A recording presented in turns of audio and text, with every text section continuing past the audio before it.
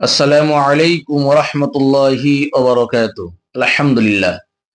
আজকে যে বিষয়ের উপরে আলোচনা করতে চলেছি, বিষয়টি হলো খাটের উপরে বা চৌকির উপরে কয়েক পর্দা, আমরা বেড কভার বলে থাকি বা পর্দা বলে থাকি, একের অধিক বা দুইয়ের অধিক বা তিনের অধিক কিংবা চারের অধিক বিছানো আছে, তার উপরে স্ত্রীর সঙ্গম করা হয়েছে। ওই অবস্থায় সেই জায়গায় বীর্য পড়েছে, সেই ক্ষেত্রে আমাকে কয়টি বেড কভার বা পর্দা ধুইতে হইবে? জবাব: যে কয়টি পর্দায় বা বেড কভারে বীর্য লাগবে, একের অধিক হোক বা দুইয়ের অধিক হোক কি চারের অধিক হোক, সেই কটাই ধৌত করিতে হবে বা পবিত্র করিতে হবে।